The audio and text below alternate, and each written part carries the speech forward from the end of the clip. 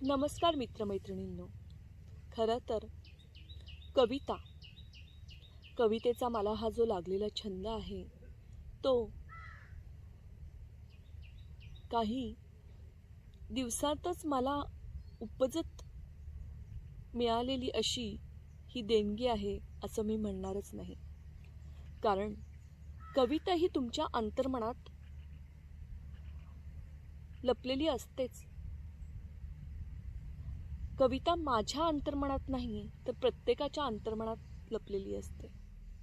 फक्त प्रत्येकाने ती गवसण्यासाठी प्रयत्न केला पाहिजे. कविता हा आपल्या अंतर्मनाचा वेध घेणारी ही वेदना असते किंवा सुखाचा एखादा क्षण सुद्धा असू शकतो. एखादा भाव,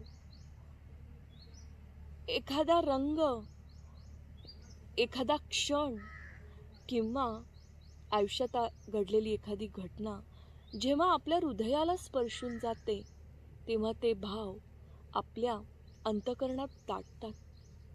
आणि जेव्हा एखाद्या वेळेस आपण निवांत एकांत वेळी बसलेलो असतो त्यावेळी आपल्या मनात असंख्य भाव दाटून येतात.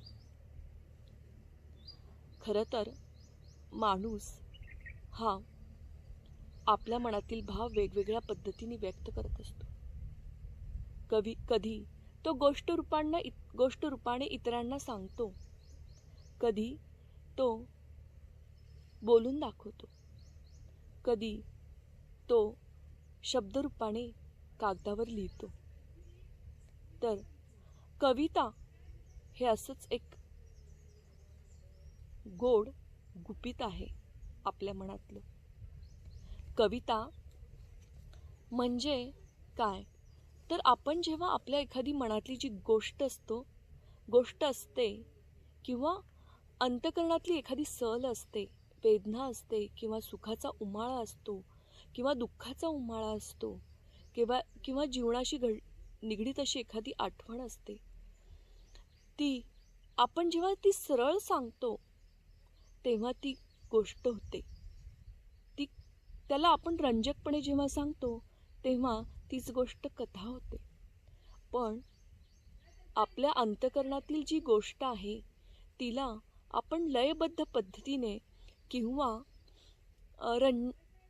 तिरकस पद्धतीने जेव्हा प्रतीक,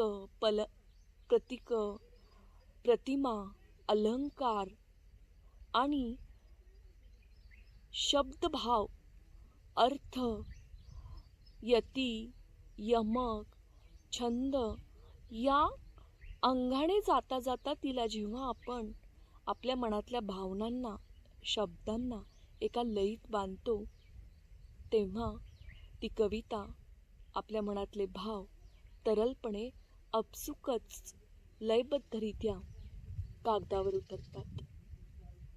जसे की मला सुचलेली कविता तुझी भेट झाली तेव्हा श्रावण हिरवा होता.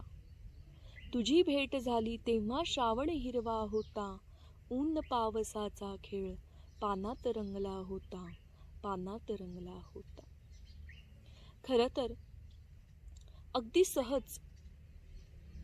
सहजपणे समोर ऊन पावसाचा खेळ रंगलेला आहे, सकाळ आहे. आणि ही कविता अशीच सुचलेली.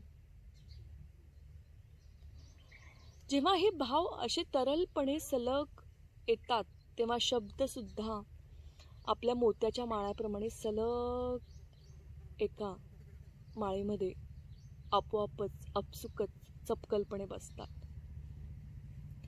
पण जर का शब्द जर आपल्याजवळ नसतील तर आपण आपल्या मनातले भाव कसे व्यक्त करणार सांगा पाहू.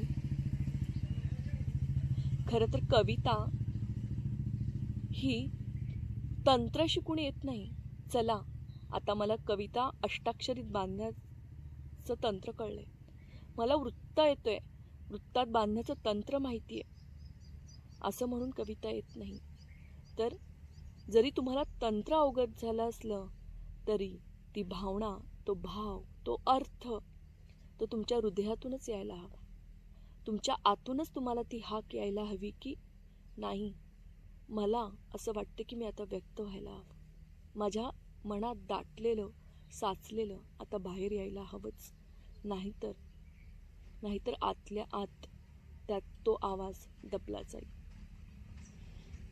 आणि तो जो हुंकार असतो, तो आतला हुंकार असतो आपल्या हृदयाचा, तीच खरी कविता असते असं मला वाटतं. मित्रमैत्रिणींनो,